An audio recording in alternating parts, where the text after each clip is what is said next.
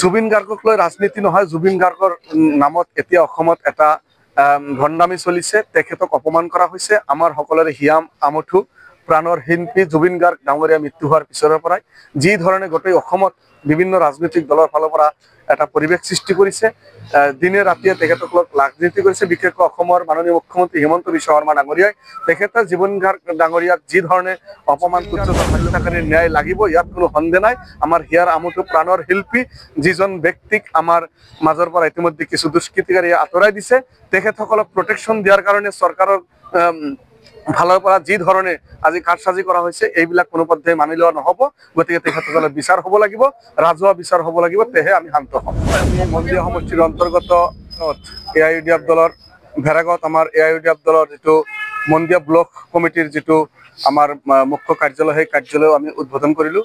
আমাৰ এই অনুষ্ঠানত জনীয়া সমষ্টিৰ সন্মানীয় বিধায়ক ডক্টৰ হাফিজ ৰফিকুল ইছলাম মহাশয়, জিলা কমিটিৰ সভাপতি জুজাৰ খান চাহাব আৰু আমাৰ দলৰ বিভিন্ন পৰ্যায়ৰ সন্মানীয় নেতৃবৃন্দ উপস্থিত আছিল।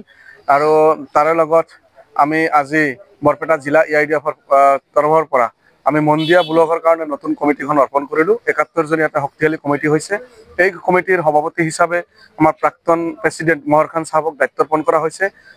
৫জনমান কাৰ্যকৰী সভাপতি দিয়া হৈছে আৰু জেনেৰেল ছেক্ৰেটাৰী এডমিনিষ্ট্ৰেশ্যন হিচাপে আপোনাৰ বাগবৰৰ কাউন্সিলৰ হায়দৰ আলী সাধাৰণ সম্পাদক প্ৰশাসনিকৰ দায়িত্ব অৰ্পণ কৰা হৈছে। আমি আশা ৰাখিছোঁ এই নতুন অফিচ আৰু এই নতুন কমিটিৰ জৰিয়তে অহা দিনত আমাৰ এই মন্দিয়া ব্লকত AIUDF দলৰ ভেটি অধিক শক্তিশালী উঠিব আৰু তেখেতসকলে আজিৰ পৰা শক্তিশালীভাৱে সাংগঠনিক ভেটি মজবুত কৰাৰ কাৰণে উঠি পৰি লাগিব। আমি এইখিনি আশা ৰাখিছোঁ। নাই, আমাৰ ৰাজনৈতিক দিশবোৰ আপোনালোকে ইতিমধ্যে সকলোৱে জানে, জ্ঞাত হৈছে। আমাৰ দলৰ সন্মানীয় সভাপতি হজৰত মৌলানা বদৰুদ্দিন আজমল চাহাব যোৱা লোকসভা নিৰ্বাচনত 10.5 লাখ ভোটত হাৰি যোৱাৰ পিছত তেখেতে যেতিয়া হাৰি গৈছিল, তাৰ পিছত কৰ্মীসকলৰ মনোবল যথেষ্ট ভাঙি পৰিছিল আৰু আমি দেখিবলৈ পাইছোঁ সেই সময়ত এটা হাৱাৰ সৃষ্টি হৈছিল।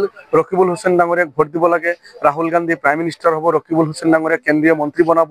এই ইছ্যু লৈ তেখেতসকলে ভোট লৈ ইয়াৰ পৰা বিদায় ল'লে আৰু MP হৈ পাৰ্লামেণ্টত গ'ল। কিন্তু যিখিনি আশা লৈ ৰাইজে ভোট দিছিল, সেই আশা তেখেতে এটাও পূৰণ কৰিবলৈ সক্ষম নহ'ল।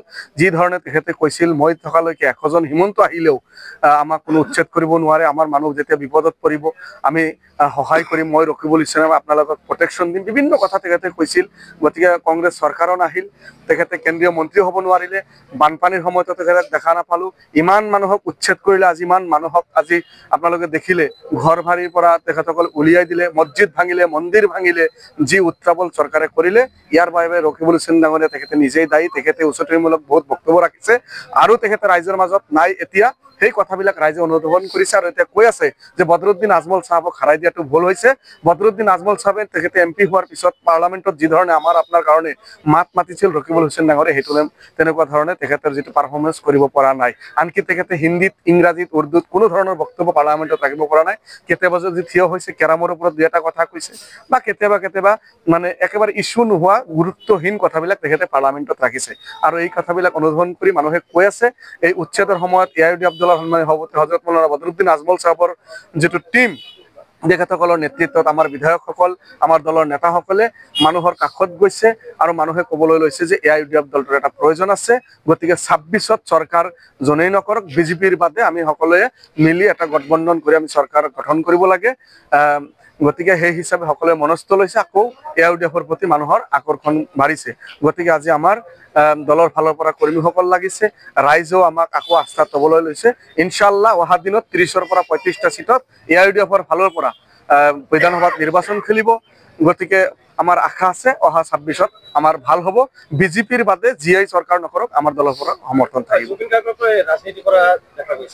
জুবিন গাৰ্গক লৈ ৰাজনীতি নহয়, জুবিন গাৰ্গৰ নামত এতিয়া অসমত এটা ভণ্ডামি চলিছে, তেখেতক অপমান কৰা হৈছে। আমাৰ সকলোৰে হিয়াম আমঠু প্ৰাণৰ শিল্পী জুবিন গাৰ্গ ডাঙৰীয়া মৃত্যু হোৱাৰ পিছৰে পৰাই যি ধৰণে গোটেই অসমত বিভিন্ন ৰাজনৈতিক দলৰ ফালৰ পৰা এটা পৰিৱেশ সৃষ্টি কৰিছে, দিনে ৰাতিয়ে তেখেতসকলক ৰাজনীতি কৰিছে। বিশেষকৈ অসমৰ মাননীয় মুখ্যমন্ত্ৰী হিমন্ত বিশ্ব শৰ্মা ডাঙৰীয়াই তেখেতে জুবিন গাৰ্গ ডাঙৰীয়াক যি ধৰণে অপমান তুচ্ছ তাচ্ছিল্য কৰিবলৈ লৈছে, এইটো অসমৰ ৰাইজে চাই আছে। তাৰ বিচাৰ ৰাইজে কৰিব আৰু এইটো ন্যায় দিব লাগিব। AIUDFৰ এইটো স্পষ্ট মত, তাৰপিছত সকলো ৰাইজে বিচাৰি আছে। দল মতৰ কোনো কথা নাই, ন্যায়টো দিব লাগে। গতিকে সকলোৱে আমি ন্যায় বিচাৰিছো আৰু আমি যাৰ তাত ন্যায় বিচাৰিম তেখেতসকলেও এতিয়া আপোনালোকে দেখিছে ৰাজপথত আহিছে, ওলাই আহিছে। চৰকাৰৰ যিসকল নেতা মন্ত্ৰী তেখেতসকলে নাটক কৰি এইবিলাক কৰিবলৈ লৈছে। গতিকে জুবিন গাৰ্গৰ হত্যাকাৰীৰ ন্যায় লাগিব, ইয়াত কোনো সন্দেহ নাই।